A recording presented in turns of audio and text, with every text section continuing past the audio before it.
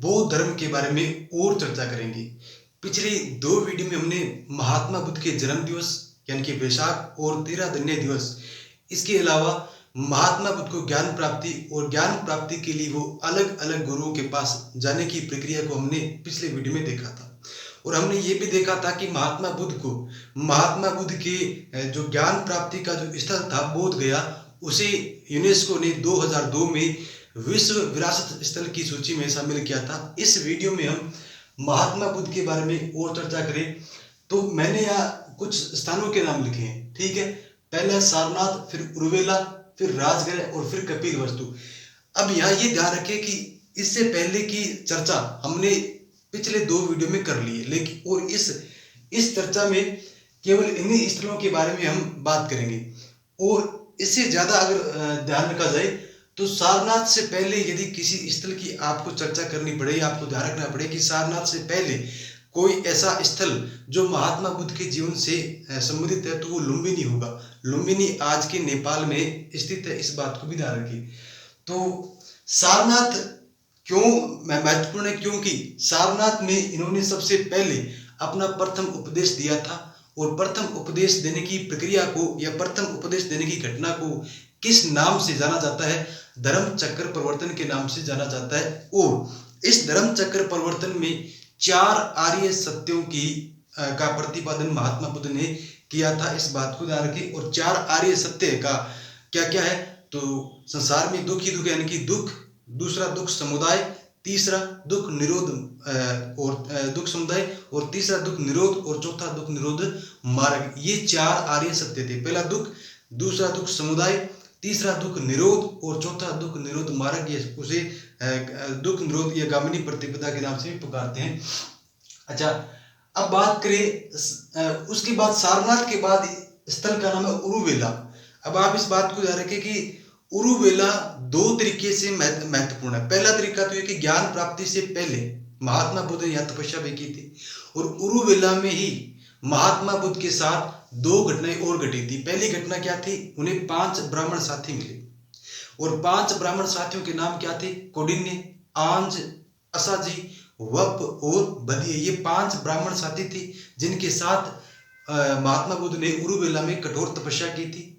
एक घटना तो ये, और दूसरी घटना ये थी कि सुजाता नामक कन्या ने महात्मा बुद्ध को यहीं पर खीर खिलाई थी, ऐसा बौद्ध साहित्य में मिलता है। इसके अलावा अश्वघोष ये कहता है कि जिस कन्या ने या जिस स्त्री ने महात्मा बुद्ध को खीर खिलाई थी वो सुजाता नहीं थी। वो कौन थी? नंदबाला, यानी कि नंदबाला के द्वारा खीर खिलाने का उल्लेख कौन करता है? अश्वघोष करता है। उसके बाद उरुवेला कि ये जो सामान्य जानकारी आप सबको पता है, और ये सामान्यतः प्रत्येक पुस्तक में मिल जाती है, लेकिन उरुवेला में महात्मा बुद्ध ने अपने 5 ब्राह्मण साथियों के अलावा 998 लोगों को बौद्ध धर्म में दीक्षित किया था। इस बात की जानकारी हो सकता है आपको पहली बार पता चले। यानी उरुवेला में महात्मा बुद्ध ने सबसे पहले 1003 यानी कि 998 तो सामान्य लोग थे, और 5 लोग कौन थे? 5 लोग जो उनके पहले के ब्राह्मण साथी थे, कौंडिन्य, आंज, आसाजी, वप, बदिये, उनको मिलाकर के कुल संख्या कितनी हो जाती है? 1003 हो जाती है। तो ये लोग, इन लोगों को महात्मा बुद्ध ने बौद्ध धर्म में क्या किया था? दीक्षित किया था। उसके बाद बात करें उरुवेला से वो कहा जाते हैं राजगृह जाते हैं। राजगृह बिहार की उसमें की मगध की आरंभिक राजधानी भी रही थी, मगध महाजनपद की।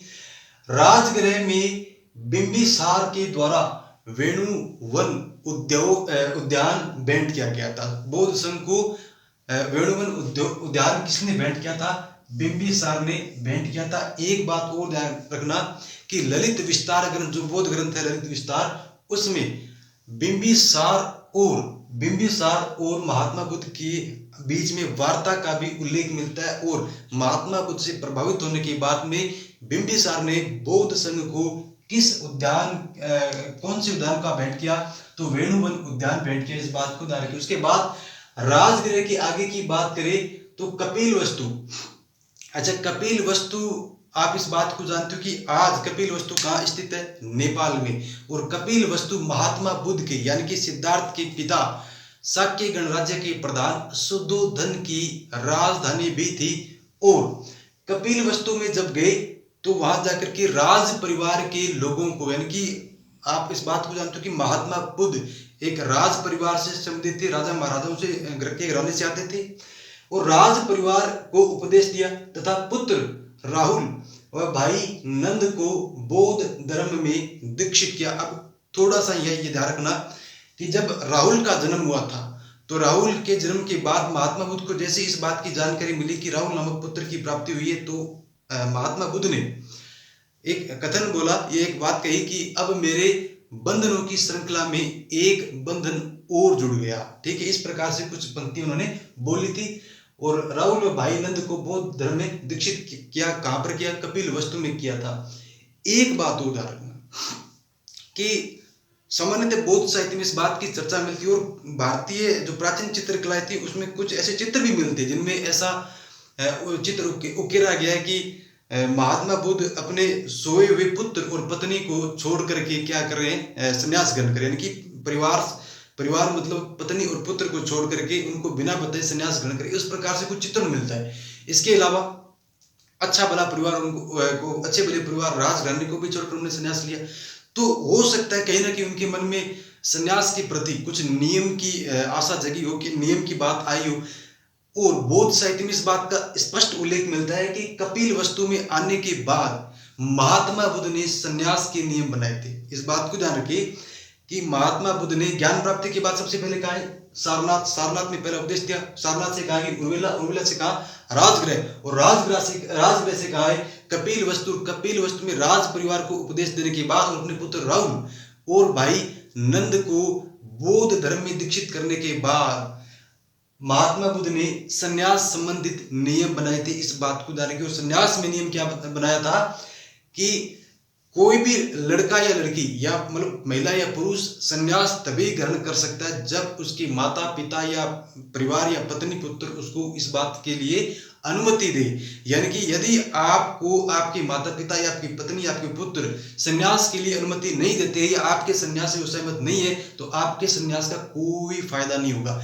इस प्रकार का नियम महात्मा बुद्ध ने कपिल वस्तु में रहते हुए या कपिल वस्तु में प्रवास के दौरान बनाया था। इस बात को भी जाना कि कहीं ना कहीं उन्होंने संन्यास के नियम में यह शामिल किया कि आपका संन्यास तभी सार्थक है जब आपके परिवार की इसमें सहमति हो, आपकी पत्नी, आपके पुत्र, आपके माता पिता की इसमें सहमति हो, तभी वो संन्यास क्या होगा? सार्थक होगा। इस बात को भी ध्यान रखिए। उस कपिल वस्तु में ही उनकी जो मौसी थी जिनका नाम क्या था? प्रजापति गौतमी, जिन्हें मातृ सौसा यानी कि महात्मा बुद्ध की मौसी भी कहा गया और मौसी भी थी। तो उन्होंने प्रवज्या ग्रहण करने की इच्छा जताई। अब प्रवज्या का संबंध जोड़ा जाता है बौद्ध संघ में शामिल होने को लेकर के, महिलाओं के बौद्ध संघ में शामिल होने को लेकर के इसे संबंध जोड़ा जाता है। तो कपिल वस्तु में ही महात्मा बुद्ध की जो मौसी थी, मातृ सौसा थी, जिनका नाम क्या था? प्रजापति गौतमी, इन्होंने ही इनका लालन पालन किया था। इन्होंने बौद्ध संघ में शामिल होने की इच्छा जताई, यानी कि प्रवज्या ग्रहण करने की इच्छा जताई, लेकिन महात्मा बुद्ध ने अस्वीकार कर दिया। फिर उनके जो सबसे प्रिय शिष्य थे आनंद के आग्रह पर महात्मा बुद्ध ने स्वीकार कर लिया कि महिलाएं भी बौद्ध संघ में क्या हो सकती है? शामिल हो सकती है। लेकिन उन्होंने इसके लिए 8 शर्तें रख दी। ठीक है, तो 8 शर्तों के आधार पर महिलाओं को बौद्ध संघ में क्या किया गया? शामिल किया गया। और अधिकांश विद्वान इस बात को लेकर के सहमत है कि कहीं ना कहीं महिलाओं की प्रवेश से आगे चलकर बौद्ध संघ में क्या होगी? फूट पड़ेगी, बौद्ध संघ में व्यभिचार बढ़ेगा, बौद्ध संघ अयासी के अड्डे बन जाएंगे। महिलाओं के प्रवेश से तो हो गई होगा, लेकिन आगे चलकर अकेली महिलाओं के प्रवेश से नहीं, आगे चल करके राजाओं के साथ संबंध स्थापित करके उनसे धन लेने की इस प्रकार की प्रक्रिया आगे मतलब जोर पकड़ दी जाएगी, और इस वजह से अयासी की अड्डे भी बनते जाएंगी, और कहीं ना कहीं ये बौद्ध धर्म का एक पतन का कारण बनेगी, जैसा कि साहित्य में मिलता है। कपिल वस्तु में ही महिलाओं को आनंद के आग्रह पर 8 शर्तें लगाकर बौद्ध संघ में शामिल होने की स्वीकृति दी। महापरिनिर्वाण के बाद अस्थि अवशेषों को, यानी कि महापरिनिर्वाण का मतलब होता है कि उन्होंने जब देह त्यागी अपनी, तो उसे कहते हैं महापरिनिर्वाण। तो महापरिनिर्वाण के बाद बुद्ध के अस्थि अवशेषों को 8 स्थलों पर प्रस्थापित किया गया, जिन्हें अष्ट महास्थल कहा जाता है। यानी कि बुद्ध के जो अस्थि अवशेष थे उन्हें 8 स्थलों पर प्रस्थापित किया गया, और उन्हें क्या कहा जाता है? अष्ट महास्थल कहा जाता है। 8 महास्थल है कौन कौन से? तो सबसे पहले लुम्बिनी को लेंगे। लुम्बिनी में महात्मा बुद्ध का जन्म हुआ था। सारनाथ, फिर संकाशय, फिर वैशाली, फिर गया, फिर श्रावस्ती और राजगृह और कुशीनगर। ये 8 स्थल है जहां पर महात्मा बुद्ध के अस्थि अवशेषों को प्रस्तापित किया गया था। इसके बाद बात करते हैं, एक इंपोर्टेंट टॉपिक है छोटा सा, बौद्ध सर्किट। बौद्ध सर्किट से क्या है? तो बुद्ध के जीवन से जुड़े महत्वपूर्ण स्थलों को जोड़ने वाले मार्ग को सामान्यतः बौद्ध सर्किट कहा जाता है। यानी कि बुद्ध के जीवन से संबंधित जो 8 महास्थल और उसके अलावा भी जो कोई स्थल है, उनको जोड़ने वाले या उनको कवर करने वाले जो मार्ग है, उन्हें क्या कहते हैं? बौद्ध सर्किट कहा जाता है। ध्यान रखिए, बौद्ध सर्किट के बारे में 2014 में वित्त मंत्री, उस समय की बात करें, पूर्व वित्त मंत्री स्वर्गीय अरुण जेटली ने भी बौद्ध सर्किट के बारे में बात रखी थी संसद के अंदर। उसके बाद मई 2015 में कोपिया यूपी को बौद्ध सर्किट में शामिल किया गया। अब कोपिया से क्या संबंध है? तो बौद्ध साहित्य में ऐसा सामने आता है कि कोपिया में महात्मा बुद्ध ने अपने वस्त्र त्यागे थे।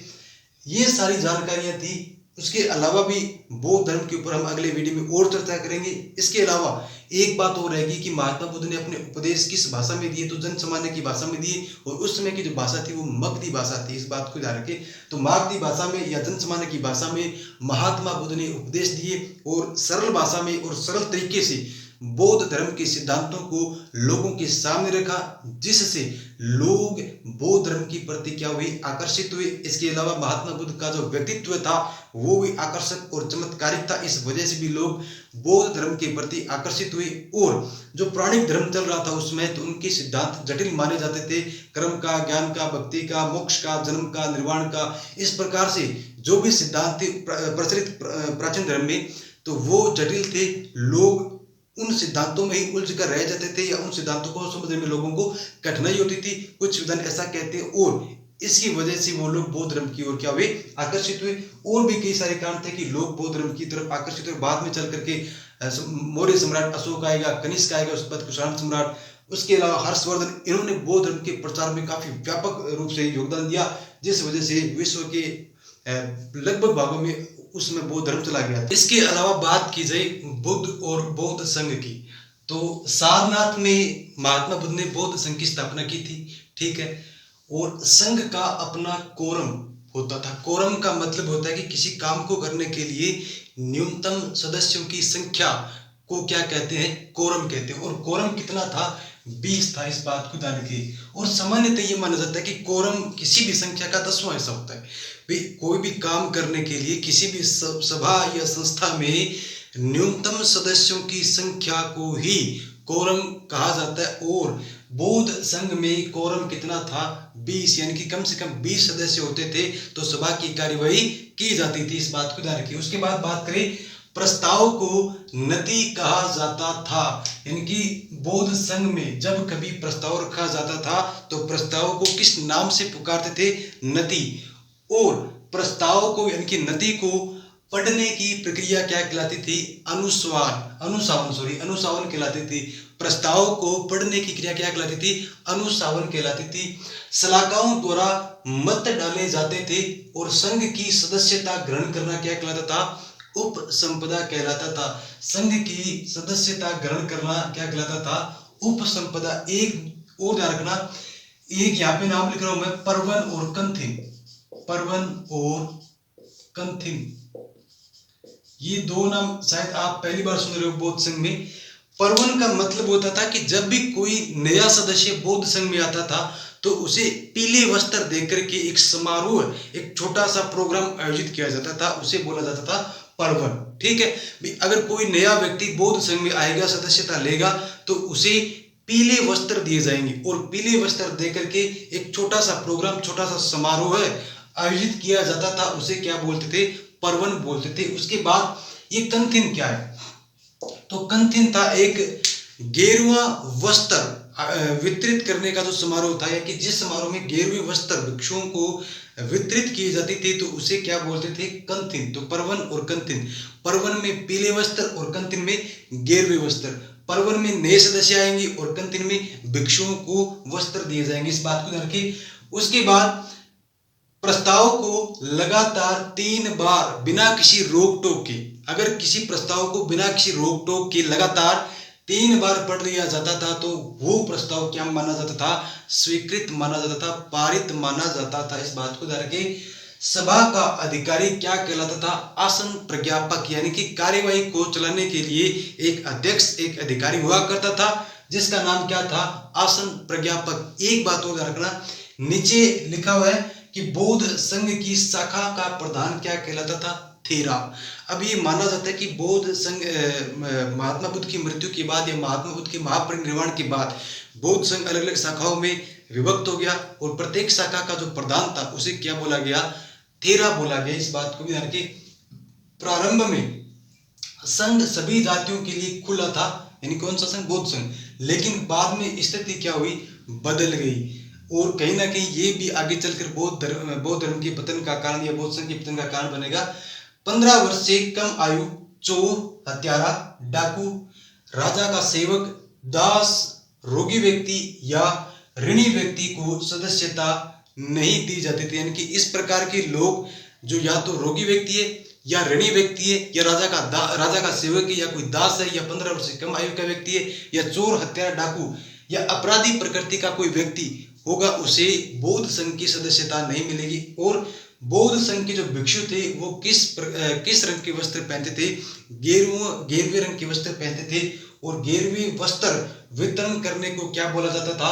कंतिन बोला जाता था। तो ये बौद्ध संघ से संबंधित कुछ जानकारी थी। इस बात को ध्यान रखिए। और माना जाता है कि बौद्ध संघ, महात्मा बुद्ध के बाद बौद्ध संघ का प्रधान कौन बना था? तो उनका प्रिय शिष्य आनंद बना था। और कई की किताबों में उनके मुख्य शिष्य 11 और कई में 12 आते। इस बात को भी ध्यान रखिए, 11 या 12 उनके प्रिय मुख्य शिष्य थे और वो आगे चल करके जो आनंद है वो बौद्ध संघ का मुखिया बनेगा। और सामान्यतः ये माना जाता था कि जब महात्मा बुद्ध जीवित थे उस समय तक महात्मा बुद्ध के अलावा बौद्ध संघ में के नियमों को कोई बदल नहीं सकता था। ठीक है। और ये भी उल्लेख आता है कि बौद्ध संघ में सामान्यतः 2 प्रकार के लोग सदस्यता लेते थे। एक प्रकार के लोग तो गृहस्थ थे और एक थे भिक्षु। गृहस्थों ने जिस प्रकार की परंपरा को पूजना प्रारंभ किया उसे बोला गया उपासक धर्म। और भिक्षु, ये जो भिक्षु थे उनके लिए विनय पिटक में अलग से नियमावली तैयार की गई। तो विनय पिटक में बौद्ध भिक्षुओं के लिए नियम मिलते। इस बात को ध्यान रखें। तो 2 प्रकार के लोग थे, एक तो गृहस्थ थे और एक थे भिक्षुक लोग। गृहस्थों ने जिस परंपरा को या जिस पद्धति को पूजना शुरू किया या जिस पद्धति को जो मानते थे उसे उपासक धर्म की संज्ञा दी गई। और भिक्षुओं के जो नियम मिलते हैं वो विनय पिटक में मिलते हैं। इस बात को ध्यान रखिए। तो ये बौद्ध संघ से जुड़ी कुछ सामान्य जानकारियां थी। इसके अलावा कई स्रोतों में ये भी मिलता है कि जब बौद्ध संघ की स्थापना कब हुई थी? कि जब 60 लोग ये तैयार हो गए थे कि हाँ हम बौद्ध संघ में सदस्यता लेने के लिए तैयार है, तब बौद्ध संघ की स्थापना हुई थी। इस प्रकार की भी जानकारी मिलती है। हालांकि आप इस बात को जानते हो कि सारनाथ में धर्म चक्र प्रवर्तन की बात कहाँ गई थी? महात्मा बुद्ध उरुवेला में। तो उरुवेला में कहा जाता है, बौद्ध साहित्य ऐसा उल्लेख प्रकट विवरण देते हैं कि वहाँ 1003 लोग जिनमें 5 ब्राह्मण साथी भी शामिल थे उन्हें बौद्ध धर्म में दीक्षित किया था। इस प्रकार की जानकारी सामने आती है। लेकिन इसके उल्ट ये भी सामने आता है कि जब 60 सदस्य तैयार हो गए कि हम बौद्ध संघ में आएंगे। देखिए बौद्ध संघ में आना अलग बात है और बौद्ध धर्म में दीक्षित होना अलग बात है। ठीक है ना। तो ये चीजें। अच्छा, एक बात और थी कि बौद्ध संघ में जब किसी भी प्रकार की समस्या पर कोई डिबेट होती थी, जब किसी भी प्रकार की समस्या पर विचार विमर्श होता था और उसका निर्णय जब ढूंढ लिया जाता था तो उसे बोलते थे भाईसियम। ठीक है ना, भाईसियम। यानी कि जब कभी भी किसी भी प्रकार की समस्या पर बौद्ध संघ में विचार किया जाता था और विचार करके जब उसका हल निकाल लिया जाता था तो उस प्रकार की प्रक्रिया को क्या बोलते थे? भाईसियम बोलते थे। तो ये इस बात को ध्यान रखिए।